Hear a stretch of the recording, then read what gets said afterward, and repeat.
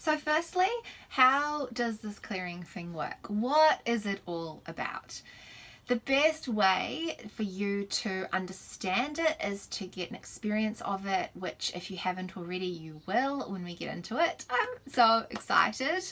However, to give you like a little bit of an understanding, what we're doing is we are connecting into your subconscious or your emotional body. So we have 5 bodies. We have the energetic body, the emotional body, we have the physical body or the physical world, we have the spiritual body, and we also have the mental, which is like our thoughts and our beliefs and our mindset. So we're working predominantly, we work across all the 5 bodies, but we're predominantly working at an energetic and an emotional level when we take you through the process of the spiral and the Epically You journey. And the idea behind it is that we are going in at a subconscious level. So some of this stuff you might understand and go, oh my gosh, I know what that's about. But other times, it's brewing beneath the surface, and it has been brewing beneath the surface for many years, because for most of us, our conditioning and our patterning has been present since childhood. It's been repeating itself and happening, whether that's our fear patterning, our grief patterning, our shame patterning, how expressive or not we are, how open-hearted or not we are, our self-worth stuff, our creativity, our connection to all elements of ourself, our ability to trust ourselves. All of these are patterns that we developed as a little one.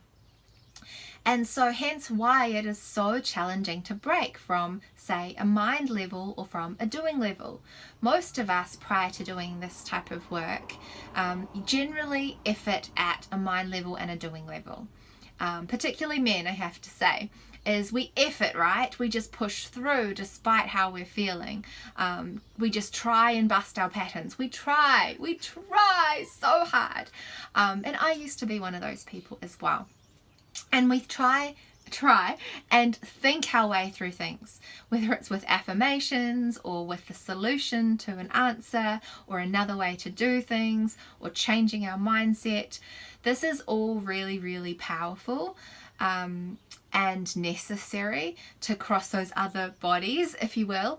But where the magic of this work lies is the ability to be able to go into those areas, take the lid off, and be able to see what created the pattern, but more so just bust the pattern, release the pattern, and go into the world and be epic. And the premise of Epically You is that you are already epic, you were born epic, and we're just taking off the layers of the conditioning and the patterns so that you can realize or remember your epicness. So this process is quite different to, say, talk therapy or psychology or even coaching. Yes, I coach a little bit. You also will receive a lot of my downloads, so my intuitive abilities to deliver information that comes through. I do this because I believe it comes from something more than me, and when something's feeling really important to deliver to you, I do. So you get a lot of that as well. But the beauty and the magic of this work is bypassing the need to have to sit and talk and analyze and dwell, and kind of like you might see a psychologist or a counselor or somebody for a year or for your whole life. And I too have seen specialists in that way myself, so I understand the modality. I studied psychology, so I'm familiar, and I thought that I was going to do that as a thing, a career, but I see the merit in that, and understanding and expressing and talking out our stuff. And some of you will have a stronger need than others to want to talk about stuff. If you're like me, I do like to go, oh my god, I get it, I understand that thing, and maybe share a little bit about like an experience, like when I was 5, oh my gosh, I remember blah blah blah. You know, and that's really beautiful because it helps to link up the unconscious patterning to like the conscious mind and make that connection, which strengthens it. And usually that understanding helps to create a more robust ability to move towards not repeating those same patterns.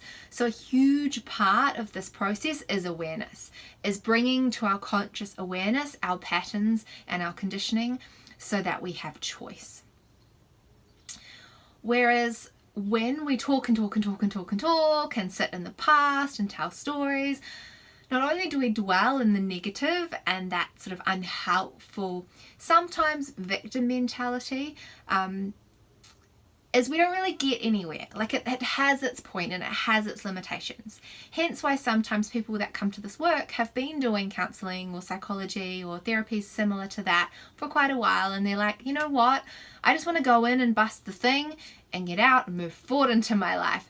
So this is a forward focused process. So if that sounds like you or something you'd like, then you are in the right spot.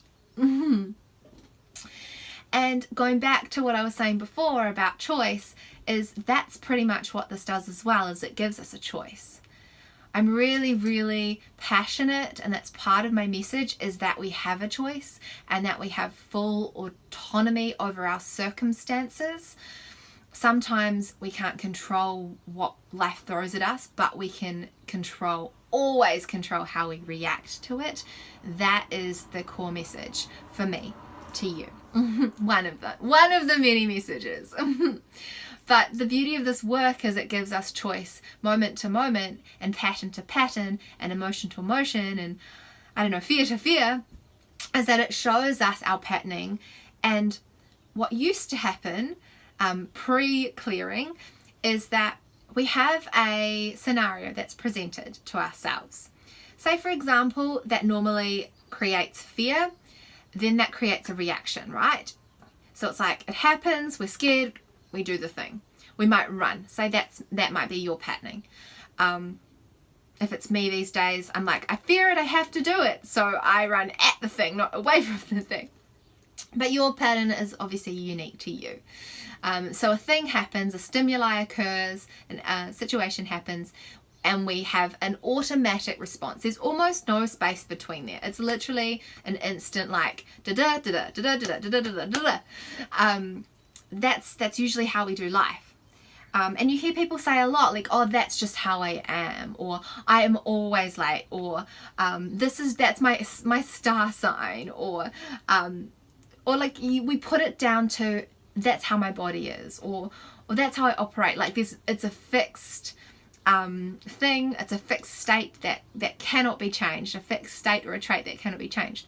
But I beg to differ, because often it's a patterning and a conditioning that has been so ingrained, so repeated, we don't know any different. It's like me, just the other day, I was like, I'm not a morning exercise person. I don't like exercising in the morning. My body doesn't like it. Now I'm exercising every single morning. My alarm's going off early. I'm doing it in the morning, and I had to go to an evening class the other day, and I really didn't like it. I was like, oh, now I'm not an afternoon exercise person either. But it shows what we can do with breaking that patterning. And so going back to what I was saying, what used to happen was a thing occurs and we react straight away like this. What this clearing work gives us the ability to do is have a space in between. So we have a thing occur and we can look at it and go, do I want to choose to react how I always have, or do I want to have a different outcome? And we totally can do the same thing if we want, but we totally can choose an alternative route and end up with a different result.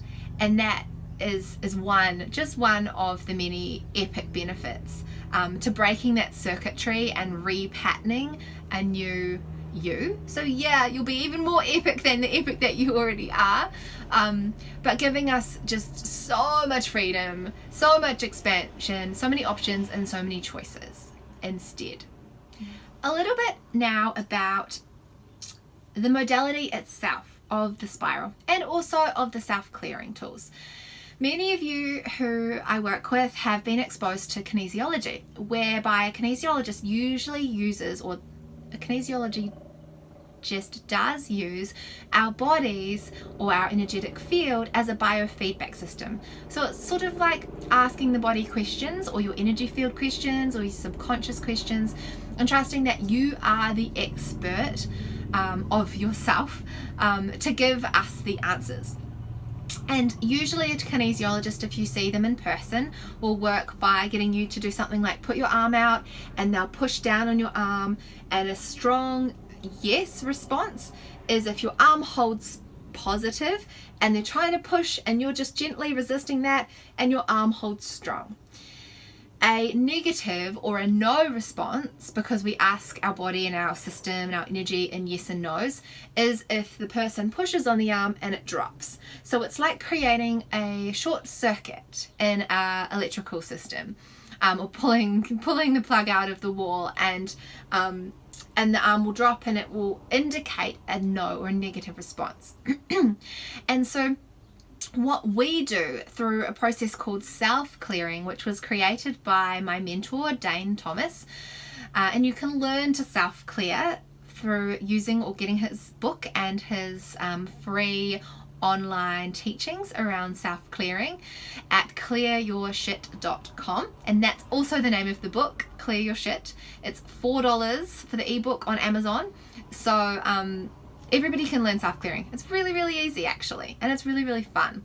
You can ask your body things like, or you can ask yourself things, or your system things like, do I want coffee? Yes. Does my body want coffee? No.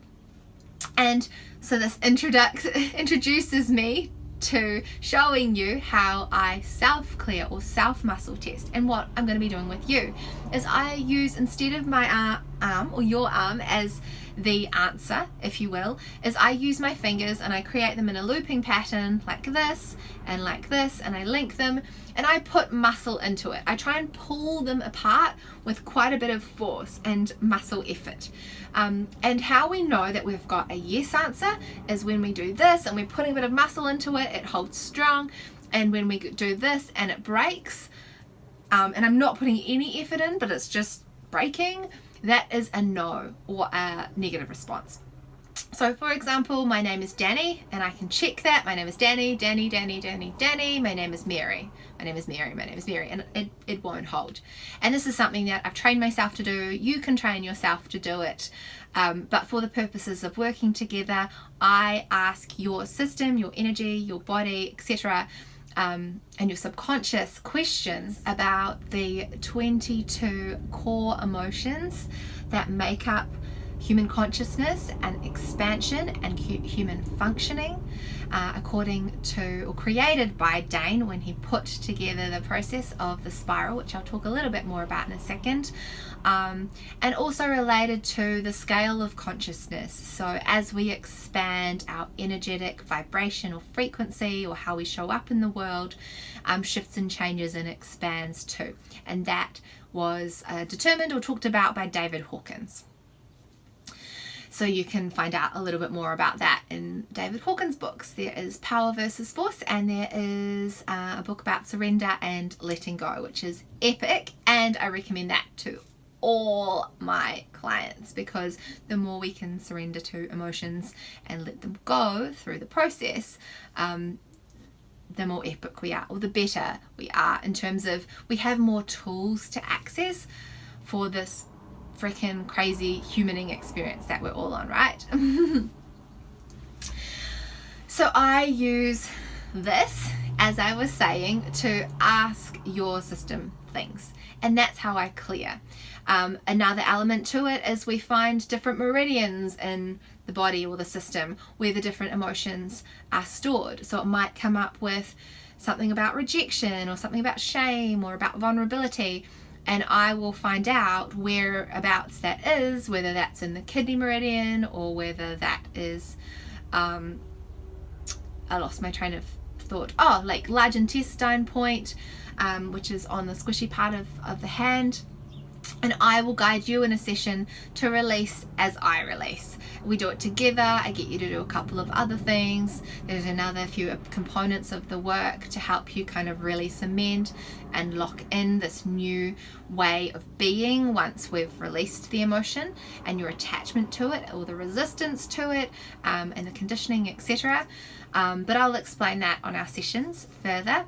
But a huge part of it is the muscle testing, moving and releasing the energy through breath, through different points.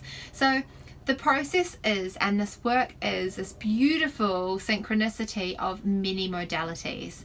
That's why sometimes it can be really challenging to explain to people, because they want to fit it to something they know. They go, I've been to an osteopath, is it like that? I've been to a kinesiologist, is it like that? I've been to a sound healer, is it like that? And it's really a combination. That's why it works so epically, because we're not just using one modality in isolation, we're using many kind of mishmashed together to work at a really, really deep, powerful level. And as I mentioned before, this process of clearing is a forward-focused one. It is one of action. So to really get the benefits to your journey or to working with me, I really encourage you to do the do, to commit to yourself, because this isn't about me. It's not about homework. I don't, I'm not a teacher that you need to come back to the session and go, oh my gosh, Danny, look, I did well, I did the thing. I, to be honest, don't care if you know if that's a lie. That's totally a lie. I fully care if you do the thing. Because why? I care about you. I care about your transformation, your expansion. That is freaking why I'm here. I am here for that, to inspire that, to support that, to witness that. That is what lights me up ultimately. So for me to say I don't care if you do the do or not, that would be a lie. And that's not what you're working with me for. You are working with me for accountability and support and inspiration and encouragement. But you're also working with me, hopefully, for me to give you a gentle nudge, some tough love, some don't, do that bullshit patterning. Come on, you're better than that. What's going on? Is this a sabotage pattern? But what I really mean is that you doing your, what we call integration tasks, so actions, going out into the world and taking action, is for your benefit. It is purely for you. That's what I mean when I say it's not for me and I don't care. It's for you, because the action is the results, if you will. Usually when we clear, or most frequently, we have, I guess, what you could call symptoms. And the symptoms are usually the feelings. Most people assume that the feelings are the outcome. So when I say, how do you feel? And people are like, oh, good, or free, or calm, or happy, or whatever. I'm like, oh, cool. But a feeling could also be, you feel shame, you feel scared, you feel, because you're in the process of releasing that emotion and really feeling it. So it's coming to the surface, because most of us, many of us, suppress our emotions. And so, spend most of the time feeling really yucky. When yucky emotions are coming up, we don't want them, so we push them down. So symptoms of this clearing process and releasing can be positive emotions, it can be negative emotions, it can be emotion, but what the real evidence is how you show up in the world, how you are willing to confront yourself ultimately, and hence the world, hence relationships, because our internal state is always what's called being mirrored and being projected outwards. So as an opposite to that, the world in which we see is a mirror of our internal state, which I'll talk more about in a little bit.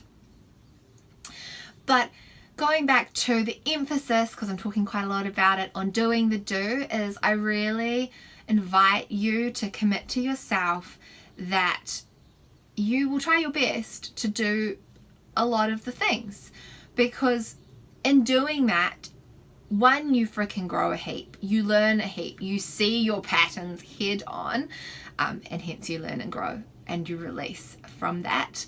But another beautiful side effect from going out into the world with the intention to do the thing is sometimes we find that we don't want to do the thing.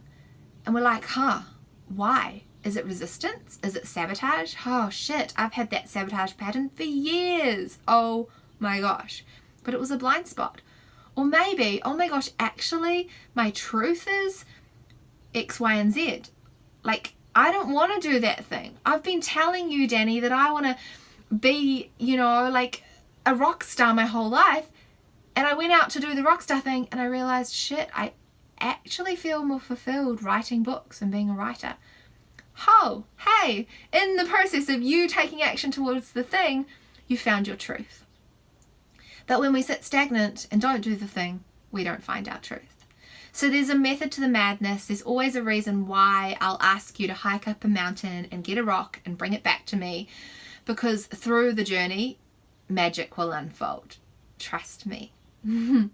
So hence the emphasis on our integration tasks, the kind of homework or the things I'll get you to do after each session, to really solidify or move through challenges for you personally, and deepen into this work and the results that you desire for yourself. Another thing I really want to discuss is the mirror theory. Now, some of you will already be familiar with it and understand exactly what I'm talking about. But for those of you that don't, I've already touched on it a little bit before. It's the idea that our internal state is projected out into the world and the world will reflect that to us. So too is people, or are people in our lives that are acting a certain way or relating in a certain way to us. That's why this work magically seems to create a shift in our relationships constantly. I hear it all the time. People show up in the world in a different way when we do this magic. And how is that so? Because you're the one working with me, not your boyfriend or your partner or your boss or your friend. Like, it's you. So how does that work? It's all about changing our internal state, which then changes everything, really, because it means it's like if you go to the gym and you feel amazing and happy, then you go to the cafe and you're bubbly and you're chatting to the cafe person and you're like, wah, that's a really easy example of how, like, when you feel good, the world seems to just shine that goodness back at you, and even if you, I don't know, crash your car or something, you're like, oh well, we'll just call the insurance and I'll have a coffee while I wait and it'll be fine, or whatever. That's just a silly example, but you know what I'm getting at. So our internal state and our resistance, our emotional baggage, anything that's kind of going on internally creates how we show up in the world. Hence why a massive, massive side effect of this work that you guys should know about is your vibe changes, your magnetism changes, your ability to manifest and attract shit. Epic shit changes. The way people relate to you, and oh my gosh, like, the more of this work I do, it's a blessing and a curse. The more people want to be around me. And I can truly say that from a beautiful, humble place, because I've done the work to get here and now I'm reaping the benefits. Sometimes it's a not so good thing because people that kind of are carrying a lot of stuff are like, oh my god, I want more of you, Danny, I want more of that epic vibe, because it's not me per se, but it's the vibe or the energy that they're wanting. And so I'm like a magnet. I'm like a shiny thing to a magpie. They magnet to me, or they attract to me. And that's what happens with you too. And that's what's happened with all my clients. Is one of them, I remember his flatmate was just like, you just attract all of that awesome stuff. Like, everything you touch turns to gold. And it's true. Like, he is attracting opportunity after opportunity after opportunity. He's so freaking rock solid certain that the thing is going to happen, and that he trusts himself and he backs himself and he's good enough that life just goes, here you go. And so expect this as a side effect. It's a really, really beautiful experience. But on that topic, we need to talk about the mirror theory. And this is really important for this work because it can give us a lot of clues as to not only where we are maybe judging others, but judging ourselves. And where we have things that we haven't worked on, or blind spots that we haven't seen, or parts of ourselves, speaking of epically you, because it is an element of self-love and loving yourself and choosing yourself and committing to yourself. So when there are parts of ourselves that we have not loved and accepted, then we reject those parts. And how that usually manifests is through the mirror. And what this means is that, for example, the other day, I'll give you a really current example.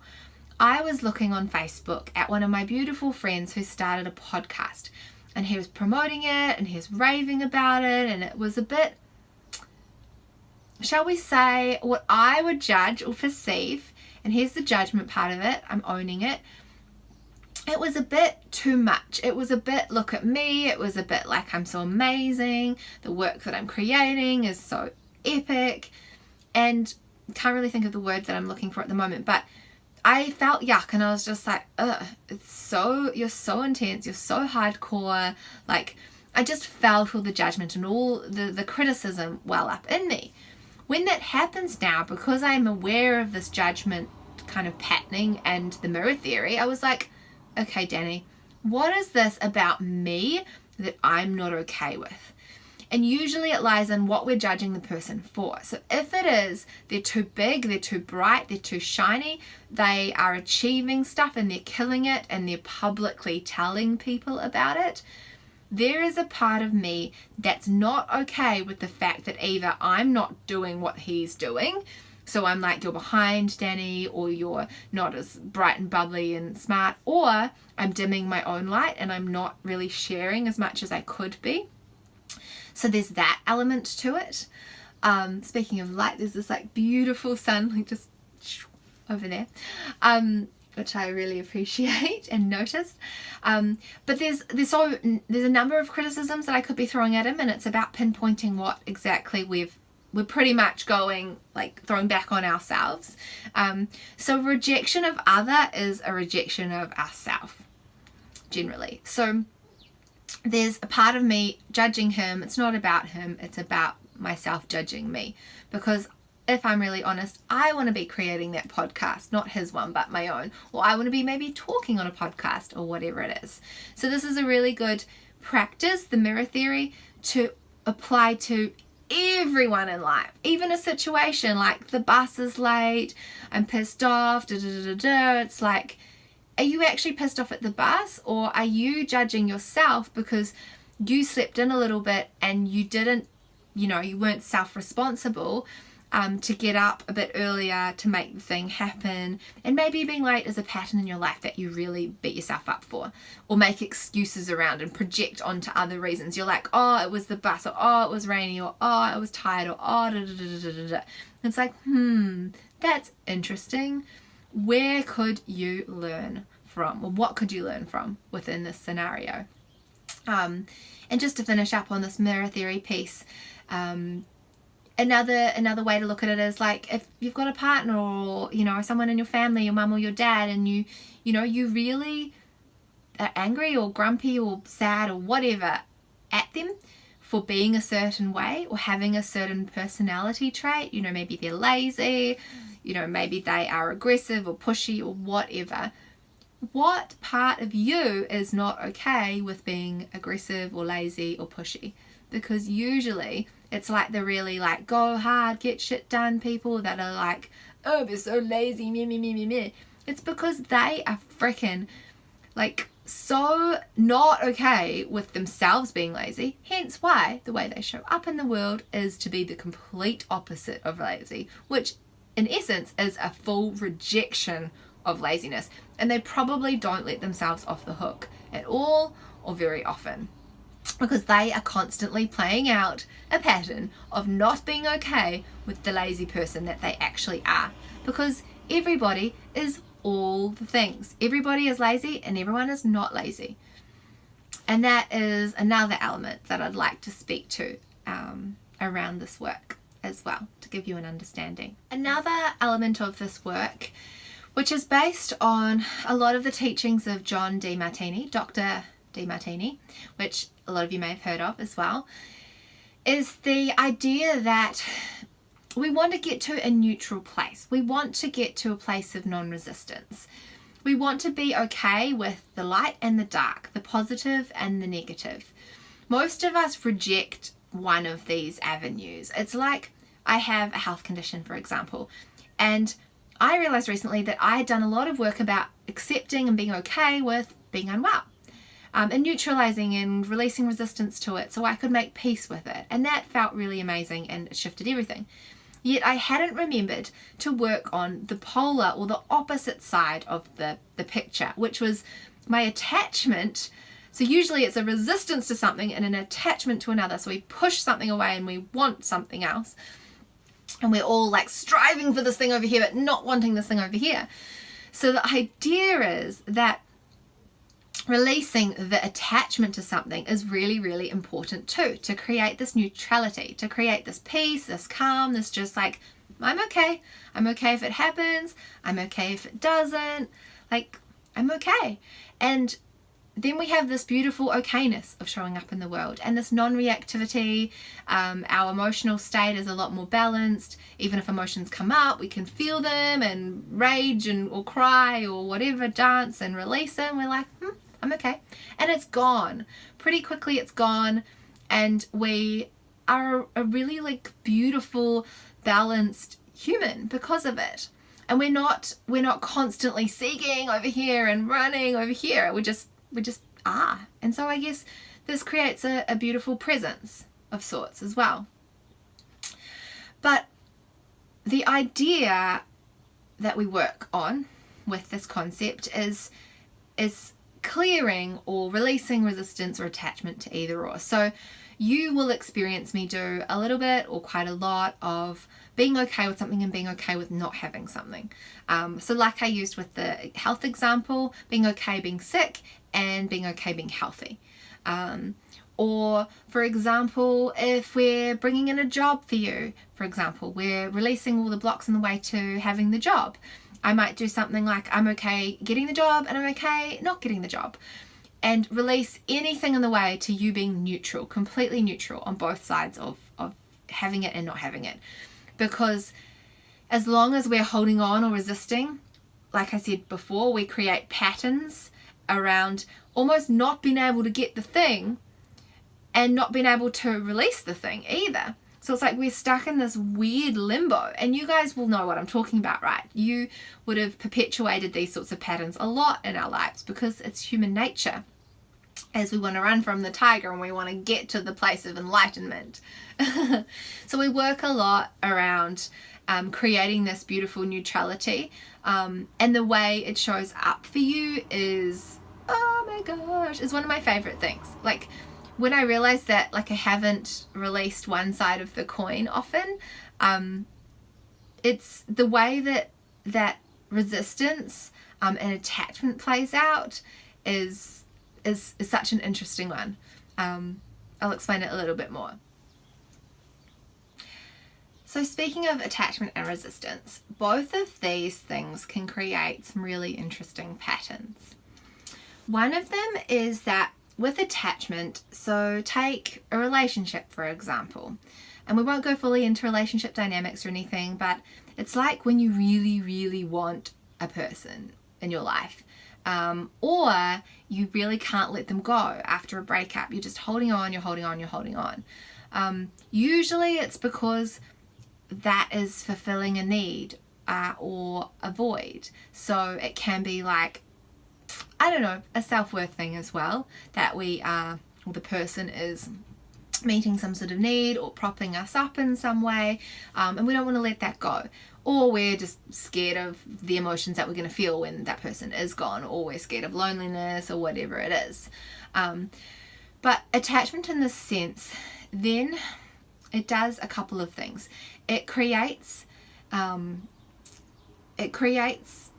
the scenario where we're sort of pushing the thing away because we're holding so tightly onto the thing that we can't let it go, and it doesn't allow space, it doesn't allow sort of free will, even energetically. even if the person who, say, you've broken up with is chosen to break up with you and they're not in your life physically anymore, but it's like there's this energetic bond, or a lot of people talk about energetic cord, that's still attached because you're holding on. And it's sort of like the old adage, if you love someone, set them free, and if they come back, then it's meant to be kind of idea. It's like by completely releasing, then we know that the thing is in our life because, one, it's meant to be and it's truthful, and then it's for the right reasons. So there's a what's a word? There's a really beautiful point or reason to releasing attachment, that we're not holding on for the wrong reasons, shall we say. And it allows what to be. It allows sort of like I said before, a neutrality to occur, and the thing can come and go. We're not bothered by whether it's here or not, and we aren't creating this resistance or this energy of like need and I have to have and force, which ends up generally pushing the thing further out of our sphere. And a lot of us see it in relationships where we can't let go, we try and fix it and we push, and we try and fix it and we push, say it's not working, we're using that example, and it just seems to creep further and further out of our reach, or it spirals further and further downwards, right? And the thing is with resistance too, and attachment, is we're always giving it energy and we're always aware of it. It's always kind of like in our peripheral vision. It's just always there. And when we're constantly feeding it energy, we're not just allowing it to do its thing, whether that's a human or whether that's like a scenario. And so isn't it interesting when you just stop trying sometimes and the opportunity appears? You know, you stop efforting, because sometimes when we're efforting, we're really creating an attachment pattern. We're really like reaching towards something that we want so badly. And so hence why in things like manifestation, we talk of creating really rock solid intention, you know, knowing what we want, putting it out there, taking the action steps towards doing the thing, and then releasing it. And releasing it is the part of releasing the resistance and releasing the attachment to the outcome and just completely letting it go. And I can guarantee that you guys know that when you completely let stuff go, like properly completely let stuff go, that's when the thing comes in. But when we are trying to let go but still holding on, that's when the thing still doesn't come in. I hope this makes sense. Feel free to let me know or comment or message me if you have questions on this attachment and resistance sort of analogy of how when we create sort of holding on patterns or pushing away patterns, it doesn't really allow life to move organically and naturally, and then it inhibits sort of what is or what should be or what is true. I want to talk a little bit now around what can really support this clearing work and this emotional releasing work. What sort of practices I want you to be doing or thinking about doing. Always obviously contact me for support, but just a few things that can really help make this process a lot smoother, a lot more integrated, and just a whole lot more epic. So firstly, this process is really about feeling, hence why I probably asked quite a few of you about your ability to feel your emotions, feel your feelings, and how you go with that sort of thing. And what this is about is the more that you allow space, or that we allow space to feel our feelings, allow them to bubble up, allow them to move through us, we can still express them by doing a workout, by like talking to friends and sharing, by journaling, whatever. But the more that we allow our feelings to be there and to witness them, the more this work really integrates, because a lot of the time we've been suppressing these emotions. So part of this process is making friends with those emotions, and often ones we reject or we push away, such as fear or shame or A big one is anger.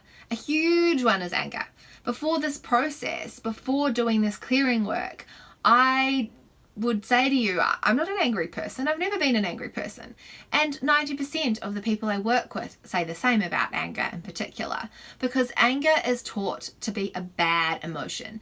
We've been taught to shut down anger, to quiet anger, to suppress anger, and that like crazy, wild rage side of ourselves, because we've got such a conditioning of anger turning to rage, turning to violence, turning to, not so nice stuff, abuse, etc. So it makes sense, right? But what if we could experience something like anger as I can now, and a lot of my previous clients can now, if we've done, stuff to do with anger. What if we can have a freaking epic relationship to anger?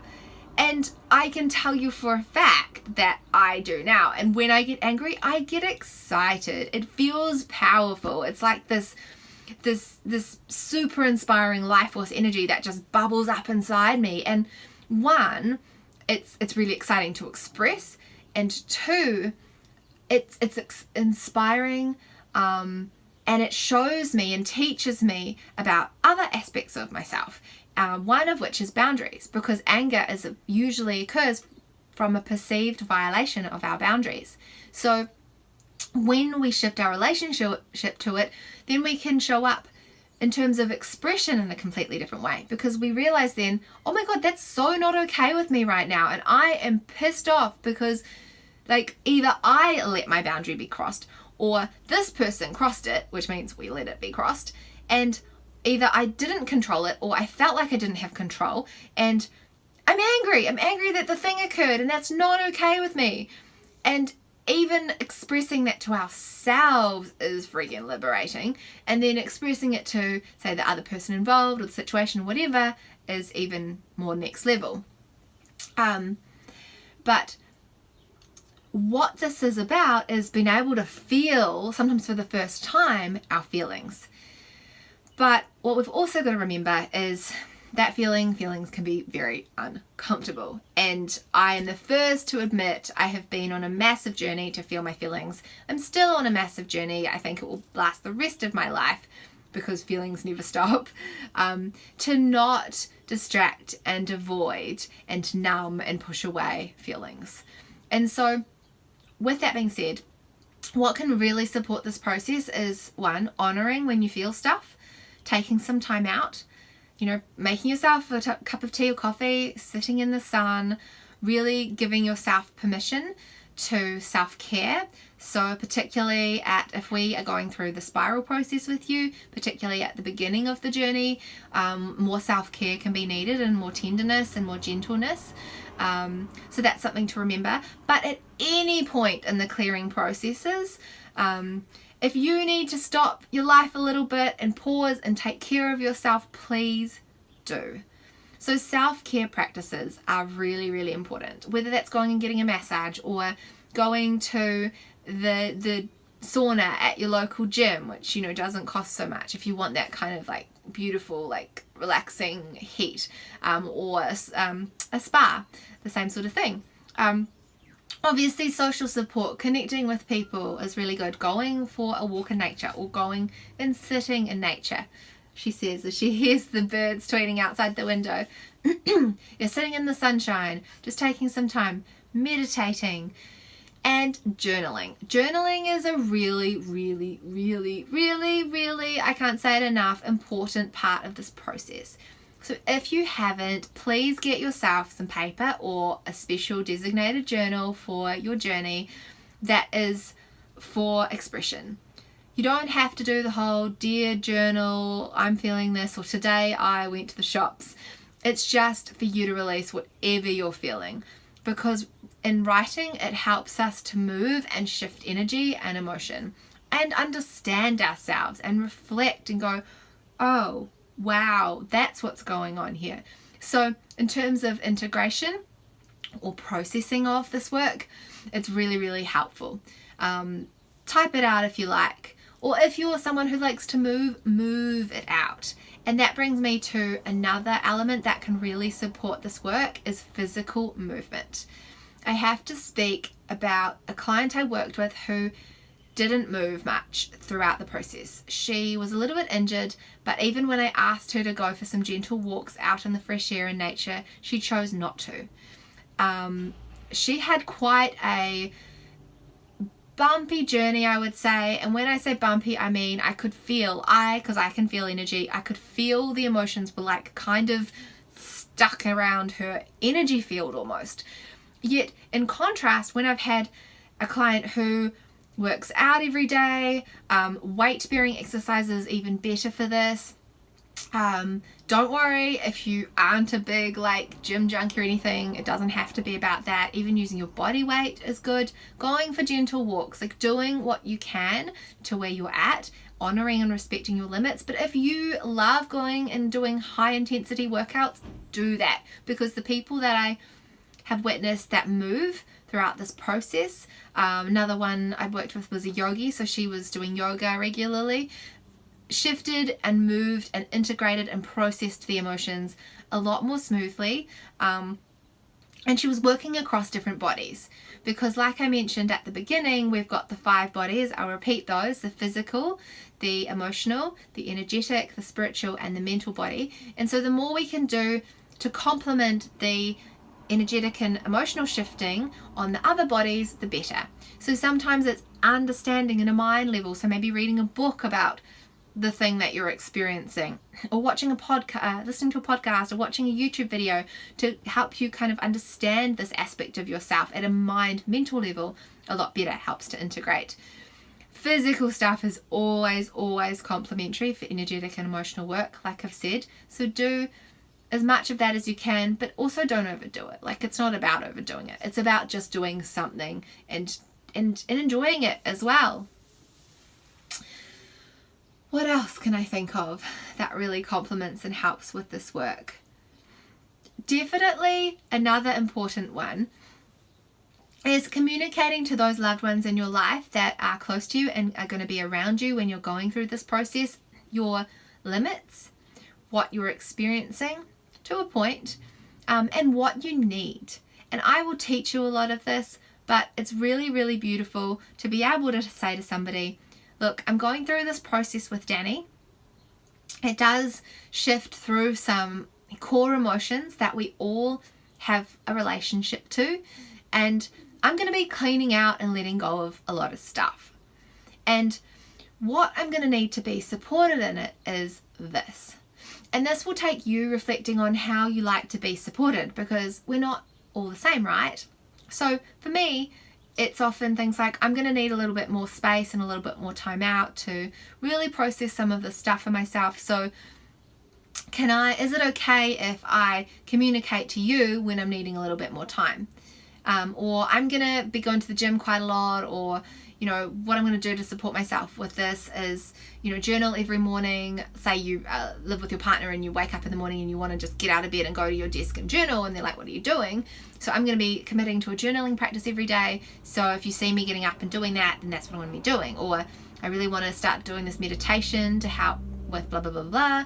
And so I've decided that I'm going to start meditating like first thing in the morning before I get out of bed, or I'm going to jump out of bed and sit on the floor and meditate for 10 minutes. So that's what you'll see when you get up in the morning.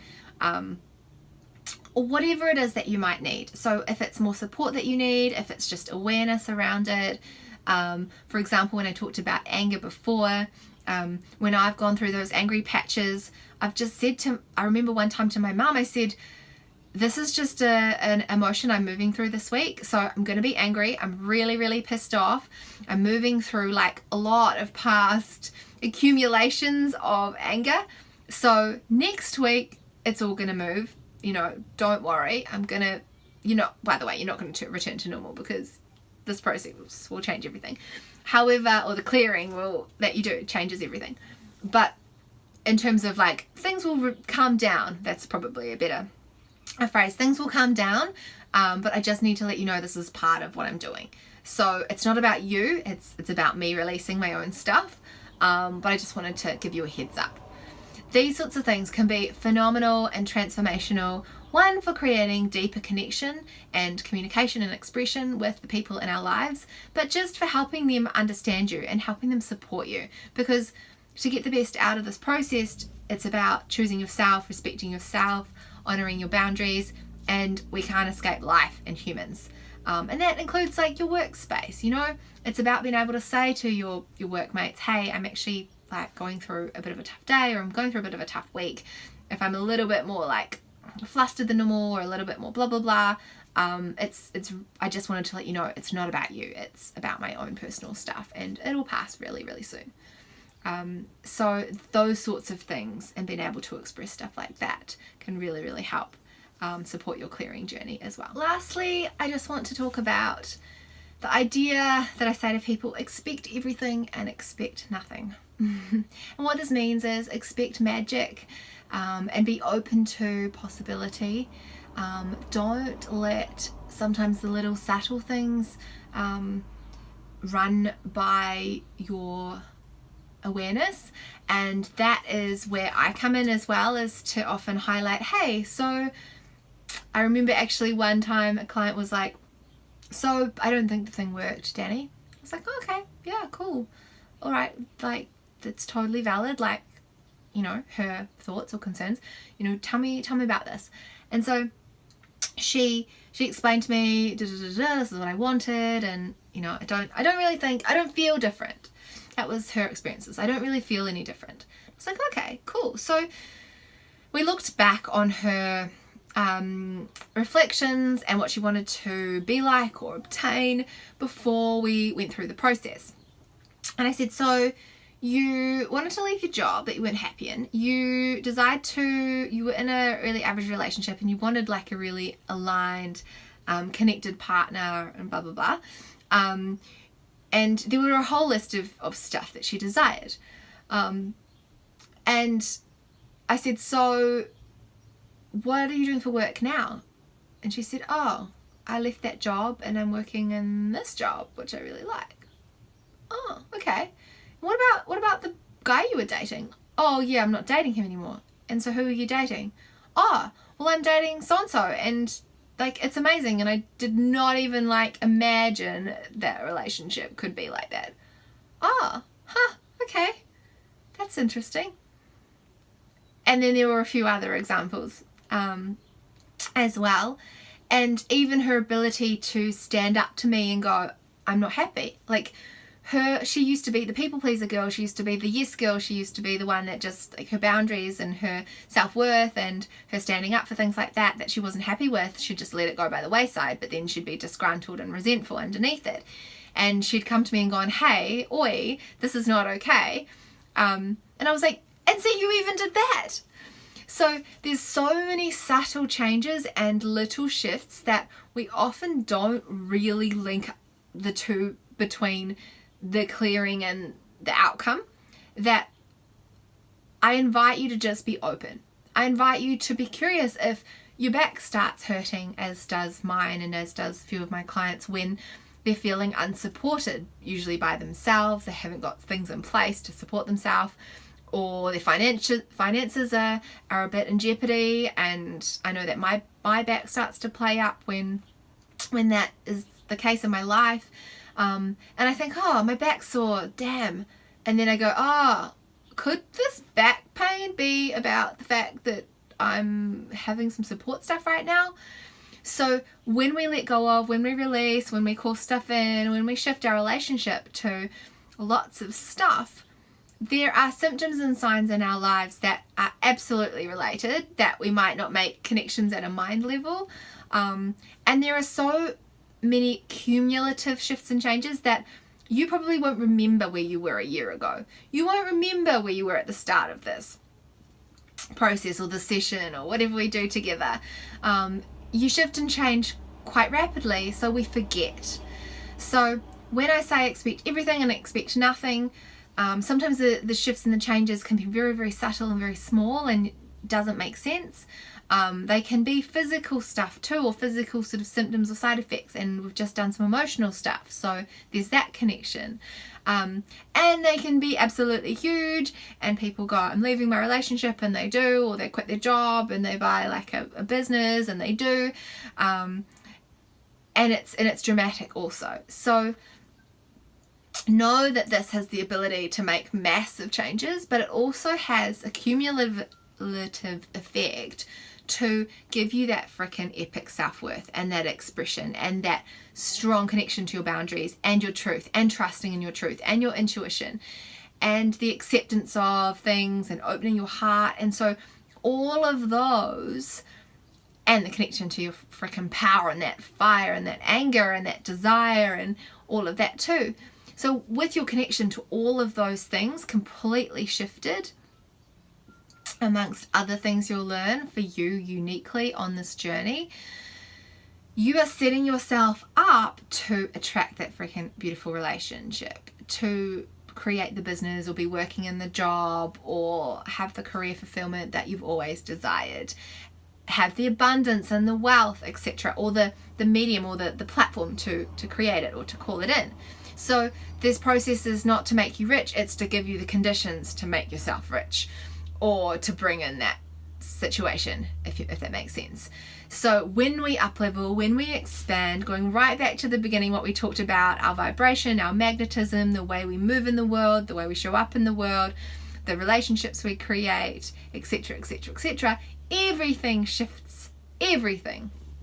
And that is what Epically You is all about, is remembering how epic you are, remembering that you have the permission to write your own rules, choose yourself first, and still be loved no matter what. You have a choice. You're here to do epic things. You already are, by the way. You, if you're anything like me that has massive dreams and visions to make an impact, it's like you already are making an impact as you are right now. And I don't want you to forget that either, because that is part of this, is remembering and coming back to who you are and how much of an impact you make and how much this earth needs you as you are, in all of you.